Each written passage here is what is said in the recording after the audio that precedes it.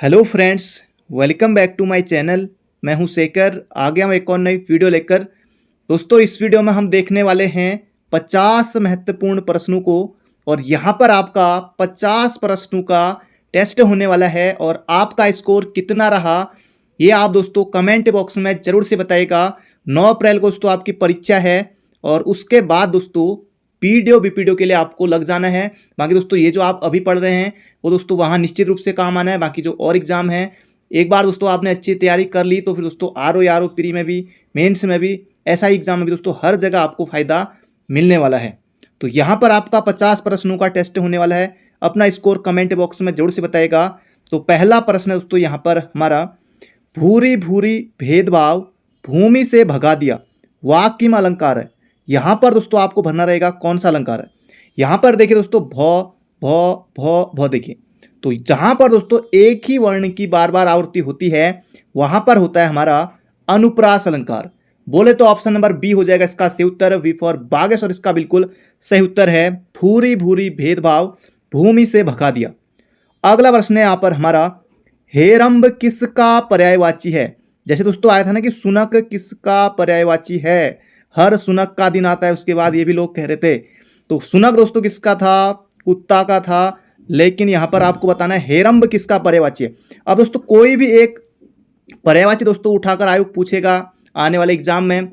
जैसे कनिष्ठ सहायक परीक्षा में पूछा था कि रा का किसका पर्यायवाची है। अब एक दोस्तों आयोग ने 20 से पर्यायवाची उठाया और वहां पर 4 ऑप्शन होंगे इस तरह से।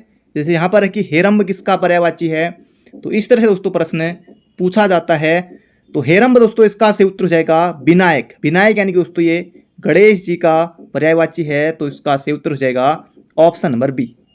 अगला प्रश्न है यहाँ पर हमारा, मनसी दोस्तों किसका है, ये दोस्तों कामदेव का है, सरसीज कमल का है। अगला प्रश्न है, अपने सहारे पर रहने वाला के लिए एक शब्द। अपने सहारे पर रहने वाला, बेलदारी, बलिष्ठ, आत्मनिर्भरी या फिर स्वावलंबी। तो इसका सही उत्तर हो जाएगा दोस्तों अपने सहारे पर रहने वाला, यानी कि स्वावलंबी होना, यानी कि अपने पैरों पर खड़ा होना।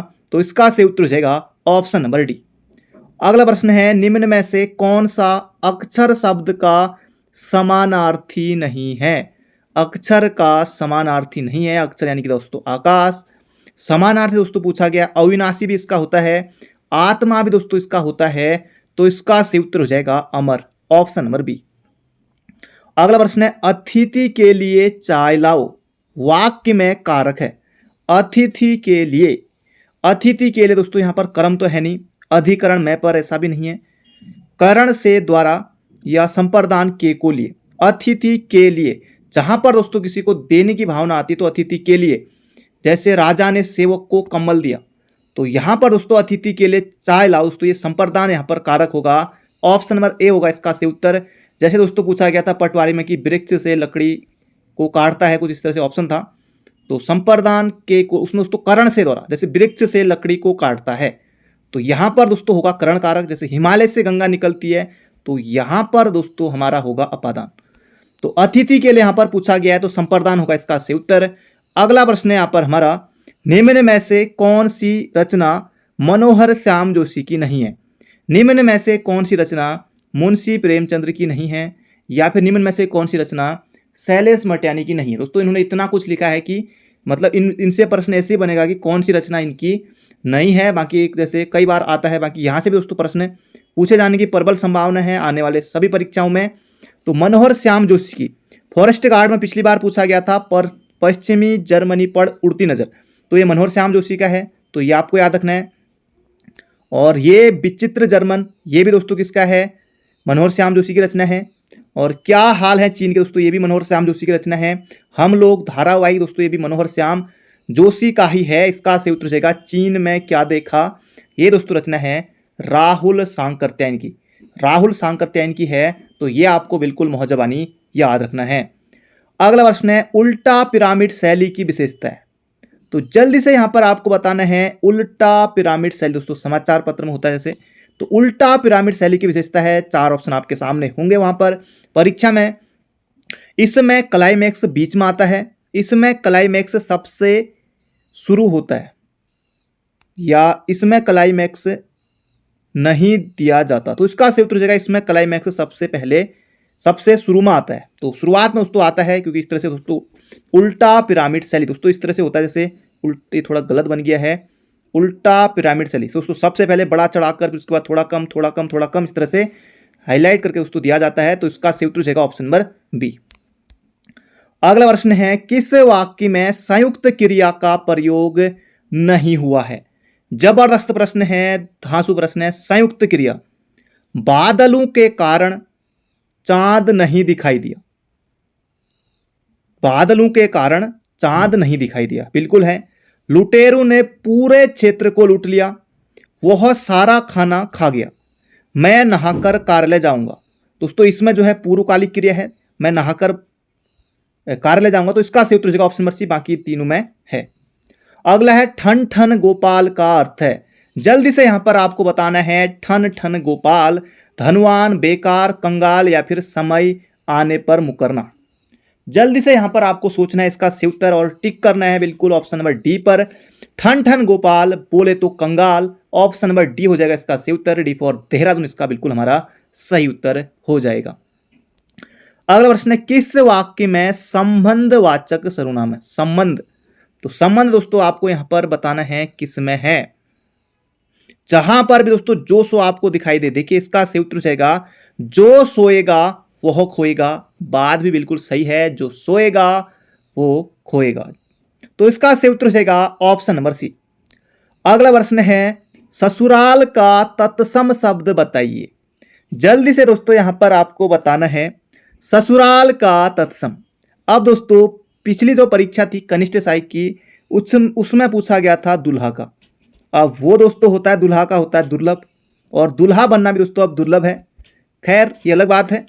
यहां पर आपको बताना है ससुराल का तत्सम, यानी कि संस्कृत के समान पीहर, सासरो, जैसे गोपी बहू पीहर गई, या क्या दोस्तों इसका होगा, या ससुरालय। तो इसका सही उत्तर हो जाएगा यहां पर हमारा ऑप्शन नंबर बी, ससुरालय। ऑप्शन नंबर बी दोस्तों यहां पर हमारा सही है, ससुरालय होगा। बाकी दूल्हा आ चुका है, ससुराल दोस्तों आगे है, अगली परीक्षा में दोस्तों फिर मायका आएगा। अगला प्रश्न है यहां पर हमारा, निम्नलिखित में से शुद्ध वाक्य है। तो यहां पर दोस्तों 4 ऑप्शन हमारे सामने हैं और यहां पर आपको शुद्ध वाक्य बताना है। मेरी बात ध्यान के साथ सुनो, के साथ दोस्तों नहीं आएगा, मेरी बात ध्यान से सुनो। एक लोटा पानी से भरा लाओ, एक लोटा, तो यह भी कुछ अटपटा है। साहित्य और समाज का घनिष्ठ संबंध है। तो दोस्तों यहां पर यह सही लग रहा है, साहित्य और समाज का घनिष्ठ संबंध है, ऑप्शन नंबर ए। ये दोस्तों यहां पर पढ़ने में बिल्कुल सही लग रहा है। अगला प्रश्न है, गंगोदग में कौन सी संधि है? अब संधि भी दोस्तों सिर्फ एक ही वहां पर पूछी जाएगी कि किसमें, जैसे गंगोदग में कौन सी संधि है, या फिर दोस्तों कोई भी आ सकता है। तो गंगोदग दोस्तों इसमें गुण संधि देखिए इस तरह से गंगोदग, तो ये आप पहचान सकते हैं एक मात्रा इस तरह से। जहां पर दोस्तों आपको 2 मात्रा इस तरह से दिखाई दे तो वहां पर दोस्तों आप वृद्धि संधि ट्रिक के माध्यम से कर सकते हैं। तो गंगाधन उदक दोस्तों ये हो जाएगा गंगोदक, दोस्तों गुण संधि यहां पर होगी, ऑप्शन नंबर बी। अगला प्रश्न है, बद्री नारायण को किस कविता के लिए हिंदी के साहित्य अकादमी अवार्ड 2022 से सम्मानित किया गया? बद्री नारायण को दोस्तों दिया गया है साहित्य अकादमी अवार्ड, बहुत ज्यादा महत्वपूर्ण है, छपेगा एग्जाम में। तुमड़ी के शब्द के लिए दोस्तों दिया गया है, याद रखिएगा दोस्तों, क्या पता प्रश्न 1 नंबर के लिए पूछा जा सकता है। तो तुमड़ी के शब्द ऑप्शन नंबर डी। अगला प्रश्न है, निम्नलिखित में अयोगवाहक किसे कहा जाता है? संयुक्त स्वर दोस्तों, संयुक्त स्वर कौन से? ए ऐ ओ औ। विसर्ग, अंगः, महाप्राण 2 4, अल्प प्राण 1 3 5। तो अयोगवाह दोस्तों किसे कहा जाता है? विसर्ग को कहा जाता है। बिल्कुल आसान प्रश्न है। अगला प्रश्न है दोस्तों, 15 प्रश्न पर हम पहुंच गए हैं। 16वां प्रश्न है, 50 प्रश्न दोस्तों आपको रुकना है। जबरदस्त प्रश्न है दोस्तों, प्रैक्टिस यहां पर आपकी हो रही है। बाकी फॉरेस्ट गार्ड के पेपर के बाद दोस्तों मैं आपके लिए टॉपिक वाइज भी दोस्तों क्लास इस तरह से लाने वाला हूं, वीडियो बीपीडीओ एग्जाम के लिए स्पेशली। तो पहला प्रश्न है, भारत में न्यायिक सक्रियता का संबंध है। अब 4 ऑप्शन दोस्तों यहां पर भी हैं, वहां पर भी होंगे। तो इसका सही उत्तर जाएगा, न्यायिक सक्रियता का संबंध है जनहित याचिका से। ऑप्शन नंबर सी होगा इसका बिल्कुल सटीक उत्तर। अगला प्रश्न है, भारत की जलवायु पर निम्नलिखित में से किसका प्रभाव नहीं पड़ता? दोस्तों धांसू प्रश्न है, ऐसे ही दोस्तों प्रश्न वहां पर आते हैं। मानसून का, भूमध्य रेखा, हिंद महासागर का अस्तित्व या फिर गल्फ स्ट्रीम धारा का। है ना दोस्तों, जबरदस्त प्रश्न। तो एक लाइक दोस्तों इसके लिए बनता है, तो जल्दी से लाइक कर दीजिए। तो यहां पर इसका सही उत्तर हो जाएगा भारत की जलवायु पर निम्नलिखित में से किसका प्रभाव नहीं पड़ता, तो गल्फ स्ट्रीम धारा का। यह है दोस्तों उत्तरी अटलांटिक, वहां दोस्तों ये बहती है, तो इसका सही उत्तर हो जाएगा ऑप्शन नंबर ए। अगला प्रश्न है, निम्नलिखित बांधों एवं राज्यों में कौन सा सुमेलित नहीं है।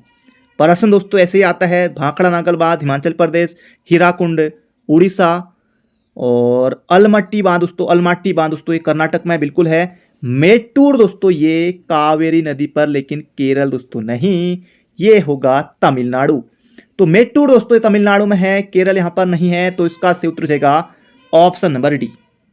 अगला प्रश्न है, विश्व प्रसन्नता सूचकांक 2023 में भारत का स्थान दोस्तों, धांसू प्रश्न है, आ सकता है। मानव विकास सूचकांक में दोस्तों भारत की रैंक कितनी है, एक नंबर के लिए पूछा जा सकता है, तो 132वीं भारत की रैंक है मानव विकास सूचकांक में। यह भी आपको मोहर जबानी और बिल्कुल याद रखना है। तो इसका सही उत्तर हो जाएगा विश्व प्रसन्नता सूचकांक 2023 में भारत का दोस्तों स्थान है, इसका सही उत्तर हो जाएगा ऑप्शन नंबर बी 126वां।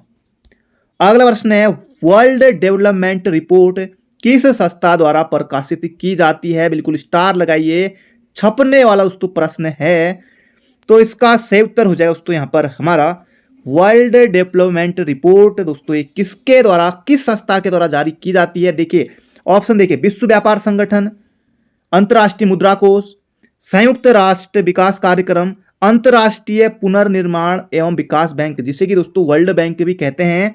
तो इसका सही उत्तर जाएगा वर्ल्ड डेवलपमेंट रिपोर्ट दोस्तों ये अंतर्राष्ट्रीय पुनर्निर्माण एवं विकास बैंक के दोस्तों वर्ल्ड बैंक के द्वारा जारी की जाती है। आईएमएफ के द्वारा दोस्तों, आईएमएफ यानी कि अंतर्राष्ट्रीय मुद्रा कोष, इसके द्वारा दोस्तों जारी की जाती है वर्ल्ड इकोनॉमिक आउटलुक रिपोर्ट। बहुत ज्यादा महत्वपूर्ण प्रश्न है, कई बार पूछा जा चुका है। आईएमएफ के द्वारा वर्ल्ड इकोनॉमिक आउटलुक रिपोर्ट, और डब्ल्यूटीओ भी दोस्तों यहां पर है, विश्व व्यापार संगठन। वर्ल्ड ट्रेड रिपोर्ट दोस्तों कौन जारी करता है, दोस्तों ये जारी करता है विश्व व्यापार संगठन। जबरदस्त प्रश्न है, छपने वाला प्रश्न है, तो इसका सही उत्तर जाएगा ऑप्शन नंबर सी। अगला प्रश्न है, कहां पर सौराष्ट्र तमिल संगम का आयोजन किया जा रहा है। सौराष्ट्र, तो दोस्तों इसका सही उत्तर हो जाएगा यहां पर हमारा सौराष्ट्र दोस्तों गुजरात में है, तो ये हो जाएगा गुजरात। अगला प्रश्न है यहां पर हमारा, किन्हें वर्ष 2022 का एकलव्य पुरस्कार प्रदान किया गया है। धांसू दोस्तों प्रश्न है, किन्हें वर्ष 2022 का एकलव्य पुरस्कार दोस्तों प्रदान किया गया है। स्वाति सिंह का नाम आपको बिल्कुल मोहर जबानी याद रखना है, पूछा जा सकता है एक नंबर के लिए। अगला प्रश्न है यहां पर हमारा, 2001 से 2011 के दौरान दशकीय वृद्धि दर में सर्वाधिक बढ़ोतरी किस जनपद में हुई। अल्मोड़ा, उधम सिंह नगर, देहरादून या पौड़ी। इसका सही उत्तर दोस्तों आपको बताना होगा कमेंट बॉक्स में। 50 में से दोस्तों एक प्रश्न आपको बताना होगा कमेंट बॉक्स में, तो इसका सही उत्तर आपको बताना। अगला प्रश्न है, राज्य में सर्वप्रथम आलू की खेती शुरू की गई, कब दोस्तों की गई थी। जबरदस्त प्रश्न है, 1823 में। ऑप्शन नंबर बी, देखिए 2003 तो होगा नहीं, तो ये हो जाएगा ऑप्शन नंबर बी। अगला प्रश्न है, मुख्यमंत्री राज्य कृषि विकास योजना चलाई जा रही है कब से। कब से दोस्तों ये चलाई जा रही है मुख्यमंत्री राज्य कृषि विकास योजना। तो दोस्तों ये चलाई जा रही है ऑप्शन नंबर डी 2020-21 से। और नई कृषि नीति दोस्तों ये कब आई थी, ये आई थी 2011-12 में। तो ये भी आपको याद रखना है। और मुख्यमंत्री राज्य कृषि विकास योजना चलाई जा रही है 2020-21 से, ऑप्शन नंबर डी। अगला प्रश्न है यहां पर हमारा, मेला दोस्तों यहां पर आपको बताना है कौन सा सुमेलित नहीं है। खलंगा मेला दोस्तों, खलंगा दोस्तों जो ये है किला है देहरादून में, तो खलंगा मेला दोस्तों देहरादून में। गबला देव दोस्तों उत्सव पिथौरागढ़ में। काश्तकार दोस्तों मेला चमोली में। खरसाली दोस्तों उत्तरकाशी में है, तो ये पौड़ी यहां पर नहीं होगा, ऑप्शन नंबर डी। अगला प्रश्न है यहां पर हमारा, शकलोत्तर पथनाथ की उपाधि किस शासक ने धारण की। बहुत ज्यादा दोस्तों महत्वपूर्ण प्रश्न है। शकलोत्तर पथनाथ की दोस्तों उपाधि किस शासक ने धारण की थी। हर्षवर्धन ने की थी, ऑप्शन नंबर बी होगा इसका बिल्कुल सटीक उत्तर। तो ये आपको दोस्तों यहां पर याद रखना है।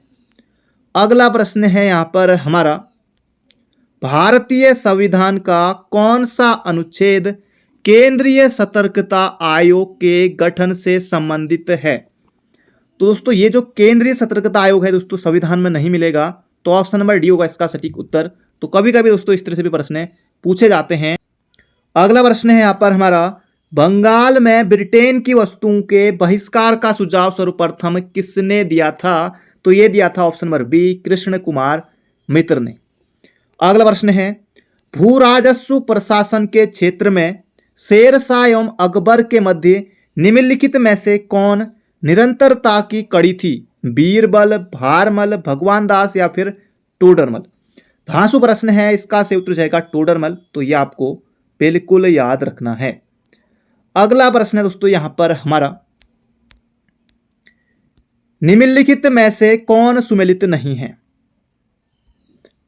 स्वामी दयानंद सरस्वती आर्य समाज बिल्कुल है 1875 में, स्वामी विवेकानंद रामकृष्ण मिशन, राजा राम मोहन राय ब्रह्म समाज, दोस्तों यहां पर तीनों सही है। यहां पर थियोसोफिकल सोसाइटी दोस्तों ये है मैडम ब्लातवस्की। तो इसका सही उत्तर होगा ऑप्शन नंबर डी।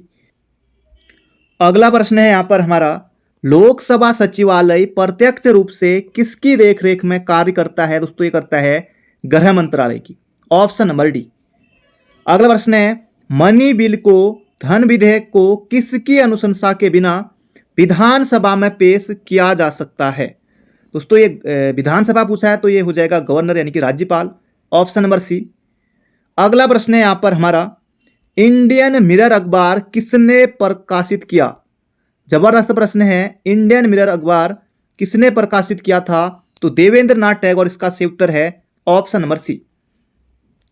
अगला प्रश्न है, नर्मदा नदी पर सम्राट हर्ष के दक्षिणवर्ती अभियान को किसने रोका था?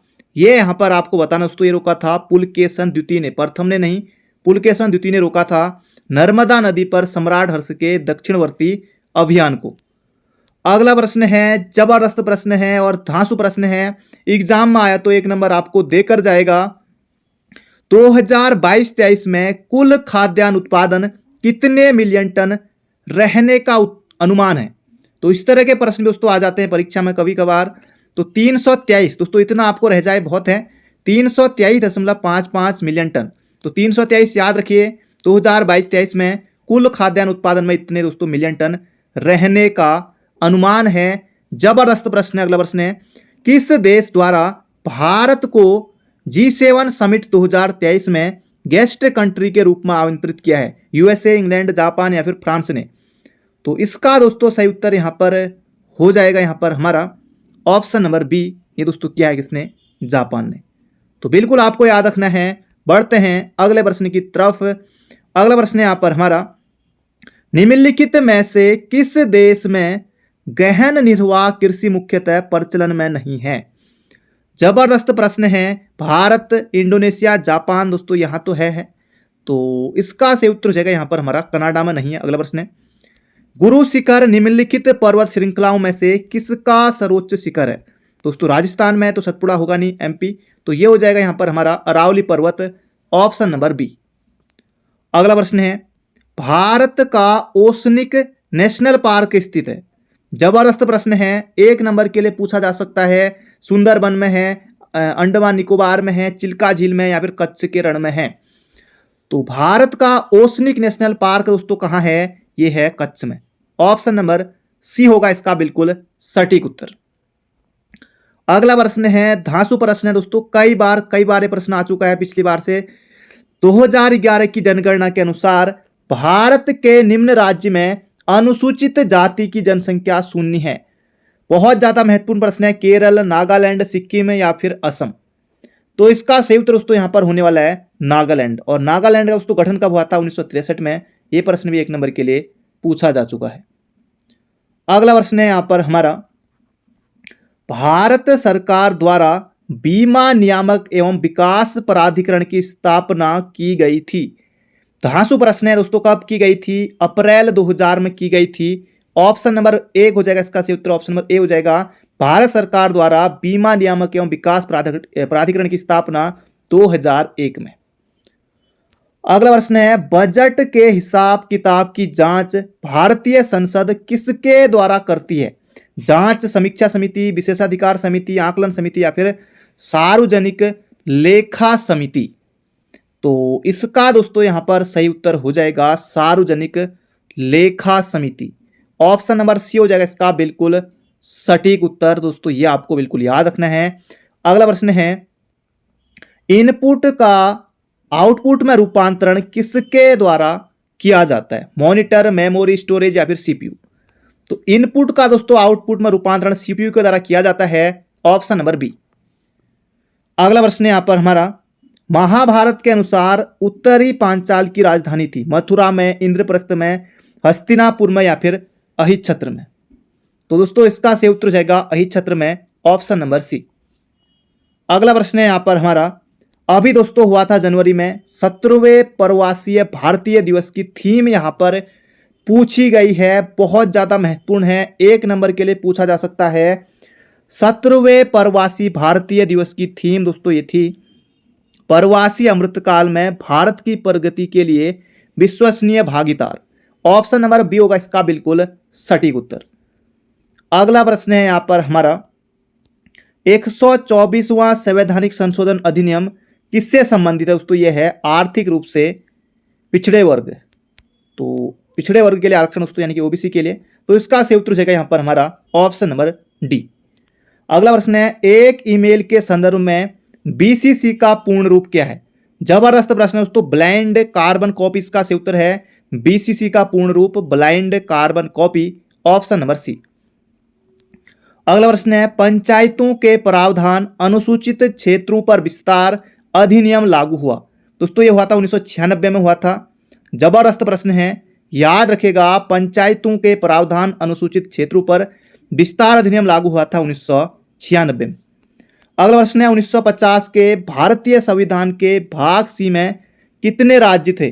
दोस्तों ये 10 राज्य थे। ऑप्शन नंबर बी हो जाएगा इसका बिल्कुल सटीक उत्तर। दोस्तों ये थे आज के हमारे महत्वपूर्ण प्रश्न। बाकी तैयारी करते रहिए, पढ़ते रहिए।